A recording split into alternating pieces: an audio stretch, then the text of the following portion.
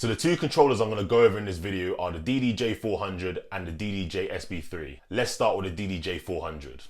The DDJ400 is an entry-level DJ controller from Pioneer DJ that can only be used with Rekordbox DJ. It is very similar to the DDJ1000, which is a professional DJ controller where it has the loop section at the top and the effects on the mixer. The DDJ400 is a decent controller. Although it has plastic all over, the jog wheels and the buttons on the controller are solid. Pioneer has added the traditional looping section on the controller, which is very similar to what is on the CDJ models. But if you're a new DJ and have no idea what these are, these can be a bit confusing. The jog wheels on the DDJ400 are very decent. They are very similar to the CDJs with the rubberized sides for track nudging, but are a lot smaller. These are great to get started with as a brand new DJ. On each deck you'll have a performance section that has 8 pads. The pads are responsive, but they have nothing on the higher models like the DDJ1000. You can switch between modes using the 4 buttons at the top: hot cue, beat loop, beat jump and sampler. Also in this section you have the pitch fader. The pitch fader on this model is a lot bigger than previous models, so this is a great thing to have as a beginner DJ. The mixer on the DDJ400 is a very basic style of the traditional DJM mixer. As you can see here, you have all the controls such as the EQs, line faders and VU meters. If you look to the right here, you can see the beat effects section too. Having this very basic style of the DJM mixer on the DDJ400 is great for when you want to start moving up to higher end gear like the DJM 900 Nexus 2, because they are very similar. And I always advise DJs to get equipment that is very similar to club standard equipment, because eventually you're going to be moving over to that. The downfall of the beat effects section is that there is no built-in screen to see what effects you have selected, nor does it have a list of the effects that can be used. If you see on the DDJ1000 or the CDJs, it has a list of the effects and a screen saying which effect is being used. But because this controller is entry level, you can't have everything, I suppose. The DDJ400 only has one RCA master output, a single jack headphone port and an unbalanced microphone input. Because this is entry level, it doesn't have much, but it's more than enough to get you started. Now let's head over to the DDJ-SB3.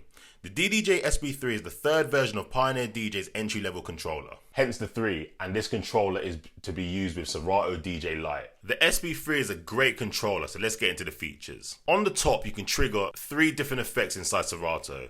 The level knob next to it controls the amount of effects you'll be using. The jog wheels on the DDJ-SB3 are very good for beginner DJs. They are big enough and they are very good quality. There's no rubber around the jog wheels like on the DDJ400, but that's not a deal breaker in my eyes.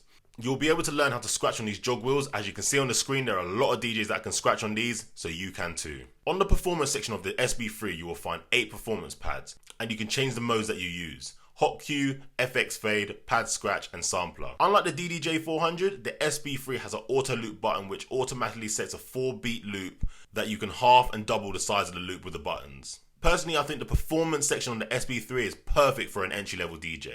On the mixer on the SB3, you have all your controls such as the EQs, line faders and VU meters. Again, this is very similar to the high-end DJM mixer setup, just budgeted down for entry level. But everything you see here is the same on the high-end mixer, so get used to these controllers because you're going to be using them in clubs very soon. The DDJ-SB3 has standard entry-level inputs and outputs. As you can see here, we have one RCA master output and one headphone output in mini jack format. When you buy this controller, it will come with Serato DJ Lite straight out of the box, so you won't have to buy any software to get started. If you want to upgrade to Serato DJ Pro, you'll have to spend a little bit of money. Right, so let me go over the pros and cons for both the SB3 and the DDJ400. So the pros of the DDJ400 are excellent jog wheels, professional looping section, it has excellent build quality for the price, and it has responsive performance pads. So over to the cons, the looping section can be a bit confusing for beginners, and there's no LCD screen to show what effects are being used on the controller.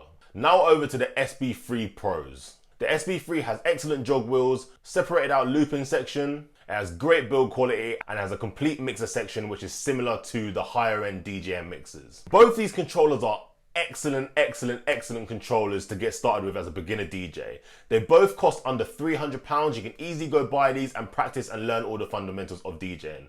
You can go over to DJ TLM's playlist on his channel and you can learn all the fundamentals of DJing on these controllers. If you found this video useful, please give it a thumbs up. If you haven't subscribed already, please do so now to get some more content like this, and don't forget to hit that bell notification to get notified every single time I post one of these videos. My name is DJ CB and we're out.